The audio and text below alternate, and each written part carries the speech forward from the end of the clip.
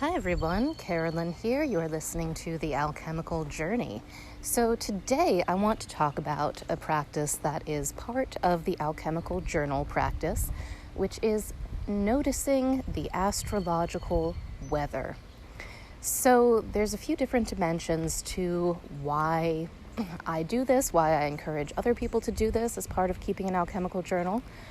One, for all magic, for all deep transformation, again, it's very necessary to create a broader and more clear, more deep channel of communication between the conscious and the unconscious minds. We could also call the unconscious the unmanifest, the spirit world, the world of the ancestors, etc., whatever you want to call it. We need to communicate with it. And the way that we open up that channel of communication isn't really through rational, logical discourse. It's through the language of symbols, imagery. So the tarot is one fantastic, deep set of symbols to interact with. And, in a recent episode, we talked about the practice of pulling a tarot card for the day. And likewise, another set of very deep, useful, potent symbols is the dance of the planets, the wandering stars, through the zodiac and all of their interactions. It's another really valuable range of associations to add to our communicative palette.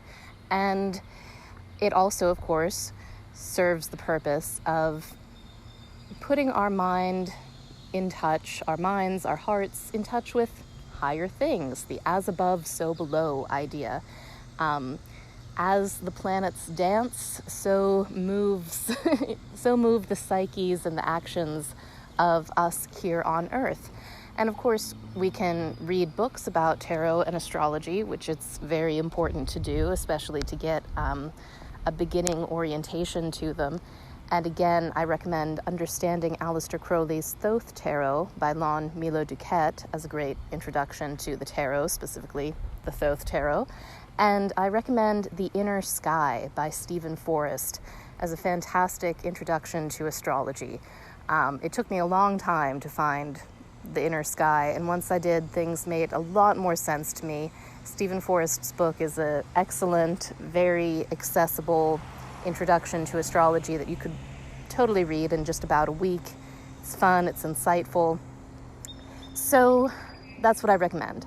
And I also recommend, when starting out with the Alchemical Journal, that you don't necessarily overwhelm yourself with your astrological noticing, especially if you are new to astrology. So I usually recommend that people start out just by noting the position of the sun by sign and the position of the moon. So today, the sun is in Leo and the moon is in Libra. The sun has, there was just recently a new moon when the sun was in Leo and the moon was in Leo. And now the moon is waxing. So I'm noticing that. I'm noticing, what condition the moon is in, and I'm noticing the sign of the moon, because the sign of the moon affects everybody's moods. It's really worth paying attention to. Once you start getting a sense of the general vibe when the moon is in Libra versus the vibe when the moon is in Scorpio, you really gain access to a more sympathetic understanding of where everybody's mind is at, and you gain access to a gradual understanding of yourself and how you respond to these various emotional energies. So, I'm sorry, I'm walking around my neighborhood and there's an unusually vast amount of cars going by on this street. Usually there's not that many cars. All right, I'm going to try to find another street. I'll be right back. Okay, sorry about that. Perhaps it's not ideal to be recording as I walk around the neighborhood, but it's probably either this or nothing. So here we are. As I was saying, today the sun is in Leo and the moon is in Libra. So the moon in Libra is a pretty awesome, chill vibe. It's, about togetherness and partnership and stuff like that. The moon is down with that. So lovely. And the sun in Leo, also a pretty fun vibe. The sun rules Leo. The sun is glad to be in Leo. So there's generally a light feeling in the air today. Soon, though, I know that the moon is going to move into Scorpio. So the moon only spends about 2.5 days in each sign. And I know from personal experience that when the moon is in Scorpio, I tend to be a bit crankier. The moon in general is not that happy in Scorpio. It's sort of a deep, dark sign and when the moon is there, it can lend itself to criticalness or, over-analysis. So I try to actually not do any deep introspection when the moon is in Scorpio or think about my failings or my flaws very much, because I know that I will tend to over-exaggerate it. It's not actually the best time for introspection. So I will save my introspection for when the moon is in sort of a broader, happier place, like when the moon is in Sagittarius a few days later. Let's see, what else? Yeah, so that's the basics, keeping in touch with the phases of the moon, the sign of the moon, the sign of the sun. Right now the moon is waxing, so it is growing in energy. And I definitely notice for myself that I have more energy when the moon is waxing. Sometimes when the moon is full or close to full, I'm not even able to sleep. Now, I was born on a full moon. I've heard from some other people who were born, under different moons that they have different responses to lunar energy, and certainly your natal placements affect how you perceive the planetary energies, because your natal placements are sort of like the ways that the planets first touched you, so you'll always be extra sensitive to them in the future. So, let's see. Yeah, that's what I have to say about that. It gives you greater knowledge of yourself. And then when you get a bit more complex, when you start to learn a bit more about astrology in general and the meanings of the other planets and the meanings of the aspects, you start to look at the transits that are happening, both, just the transits that are happening in general each day at a given time, and transits as they are affecting your own personal natal chart. So I think I talked about this a little bit in another episode, but sure is a big subject, so it's worth talking about some more. This year, Saturn and Pluto are spending a lot of time together in the same sign of Capricorn. They first sort of had a conjunction in Capricorn in January of 2020, and shortly thereafter, the world was shut down in a global pandemic. And things have not been that fun. There's been a lot of scarcity, a lot of frustration, illness, death, dying, tragedy, all of these things, isolation, which are very Saturn-Pluto kind of themes. And Richard Tarnas, in his wonderful book, Cosmos and Psyche, which I highly recommend, wrote a lot about Saturn-Pluto aspects and how they have these themes of scarcity, isolation, death. And there's been, we find that associated with pretty much every Saturn-Pluto event. So I think the most recent one was in the early 1980s, 1983, I think. And it kind of coincided with the flowering of the AIDS epidemic. And boy, that sure put a squash on a good time, didn't it? I mean, all the free love and, wild partying was sort of down the drain, because suddenly you couldn't just get, warts from sex, you could get death from sex. So big downer that was. And before then, in 1918, there was a Saturn-Pluto event that corresponded with the start of World War I, and sort of also had some resonances, I believe, with the flu pandemic of around the same time. Wait, 1918 was when the flu started. I'm not sure exactly the year that World War I started. Anyways, the flu issue was part of the World War I stuff that went down, and it all involved a lot of isolation and death and scarcity. So anyways, I think it's important to know this. It's helpful to know this because it's helpful to understand, like, this is just sort of the vibration of the time. This is what's happening now, and it's not going to happen forever. Everything isn't going to suck forever. It's not that we won't have parties or travel or joy anymore, ever. It's just probably for the next 18 months to 2 years, with reverberations for about 5 years. Yeah, things are not going to be as fun. So I find it helpful to know that. It helps me to, keep things in context, keep things in perspective, understand that people have lived through this kind of stuff before. I haven't really lived through it in my lifetime. I was born after that Saturn-Pluto conjunction in the 1980s, so this is the first time I'm experiencing this kind of scarcity and frustration mass vibe. But it's not unprecedented. It's part of the cycles and the energies of life that evolve us. So as you're learning about astrology, there are some great resources that I do suggest you check out. I really like the Astrology podcast, which, if I can remember the names of everybody on there, I probably won't be able to, but the Astrology podcast on YouTube. Kelly Surtees, Austin Coppock. There's another wonderful gentleman whose name is escaping me right now. Check it out. I also really like Nightlight Astrology on YouTube, run by Adam Ellenboss, who has a new name now, Achyuta Bhava. I don't know. He converted to Bhakti Yoga and he has a new name. But he's a great traditional classical astrologer also. Once you start learning about astrology, you start learning that there's some controversies and some differences versus modern and psychological evolutionary astrology versus traditional classical Hellenistic astrology.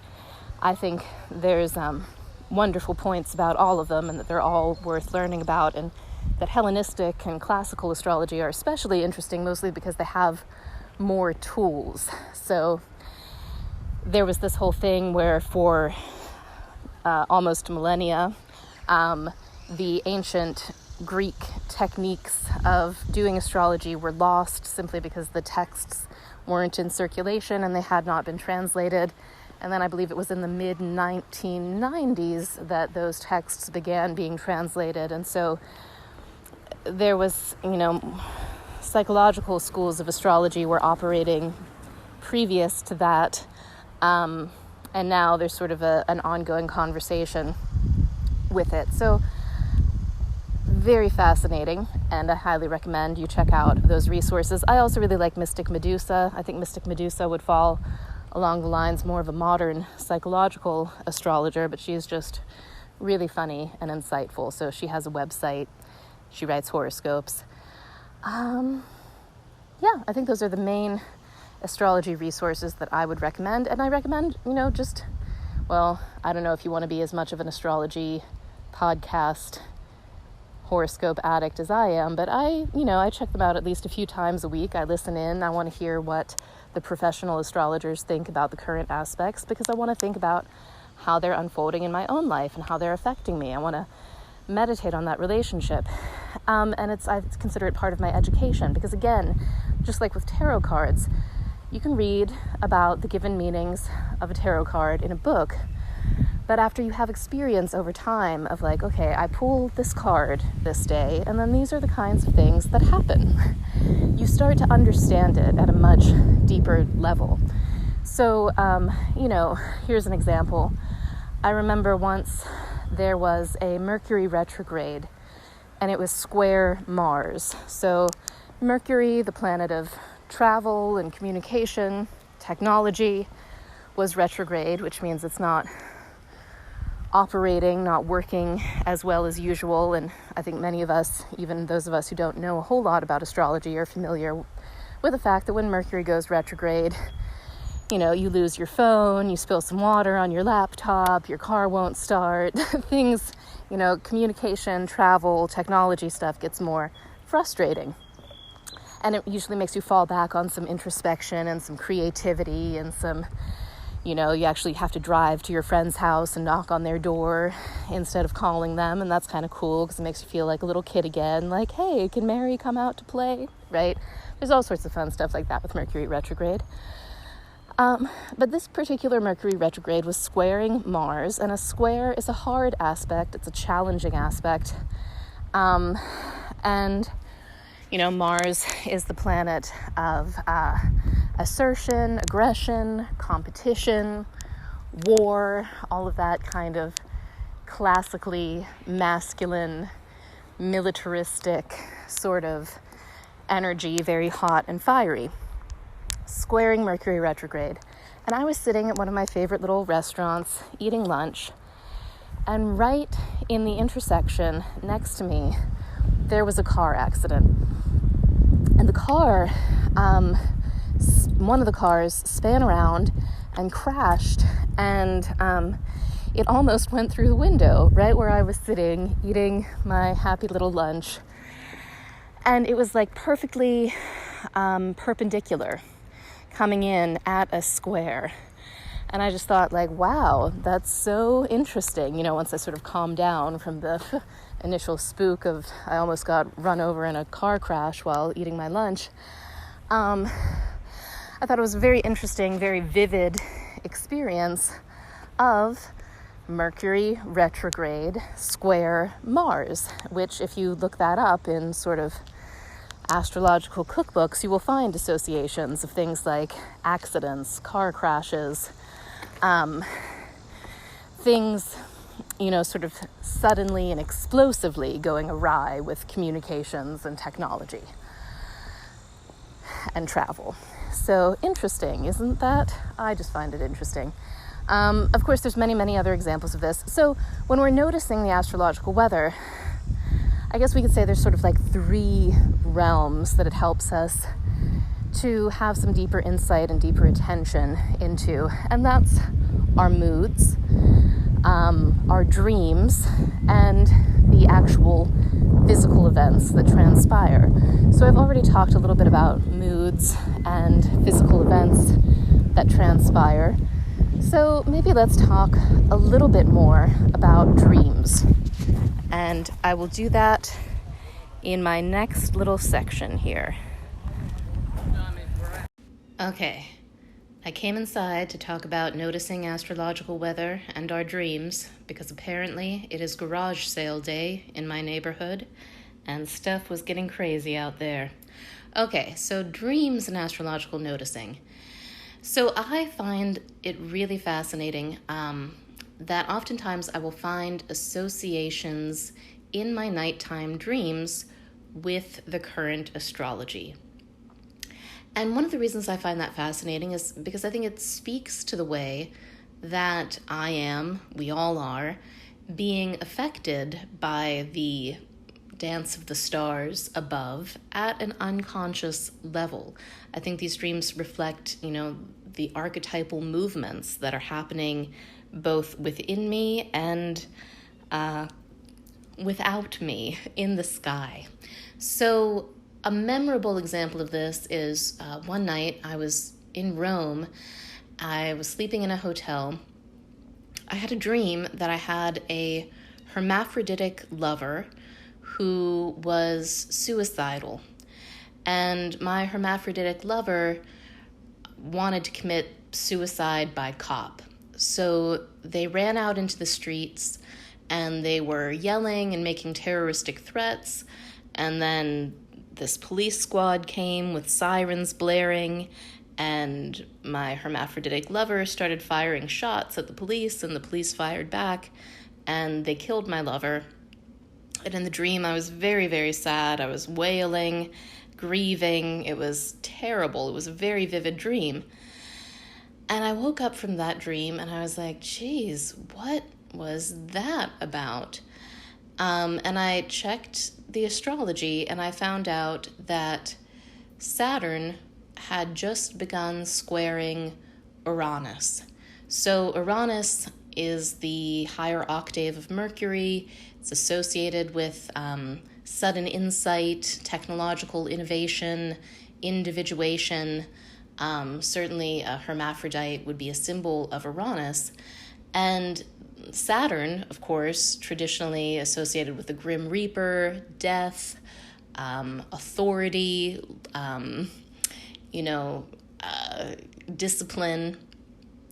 So I saw dramatized in my dream at a very personal, emotional level this planetary dance between the energies of Uranus and Saturn, squaring each other, coming into confrontation.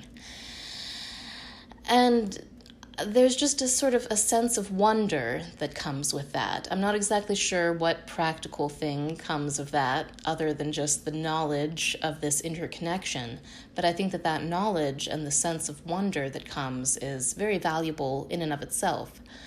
Also, I've had dreams sometimes use astrological symbolism seemingly as a way of giving me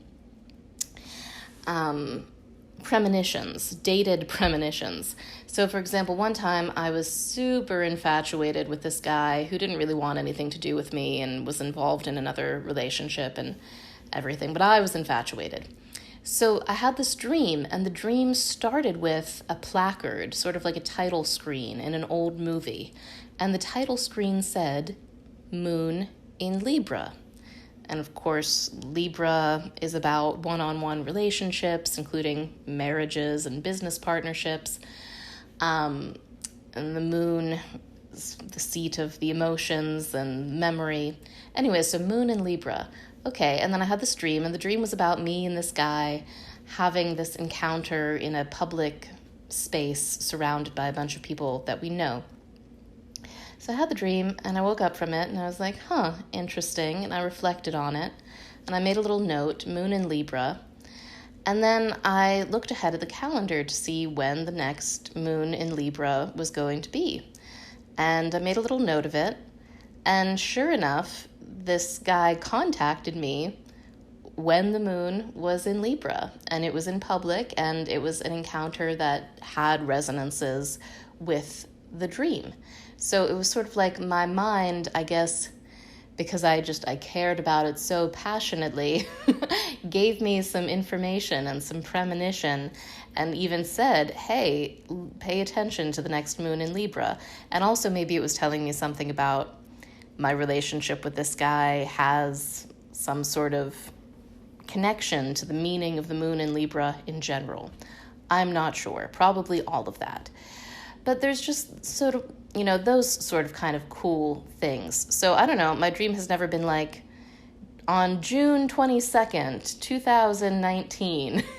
My dreams don't like the Gregorian calendar, but they do like astrological symbolism. So that's another way that we can deepen, broaden, clarify the communication between our conscious and our unconscious minds. So again, this process of noticing the astrological weather becomes more and more interesting over time. It becomes more and more interesting as we learn about the finer points of astrology and are able to pay attention to the impact of transits on our own natal chart and just generally as they are happening. So I hope this has been a good, encouraging introduction for you. It's a great practice that can just expand your sense of interconnectivity, expand your sense of wonder, and I hope you do it. Bye-bye.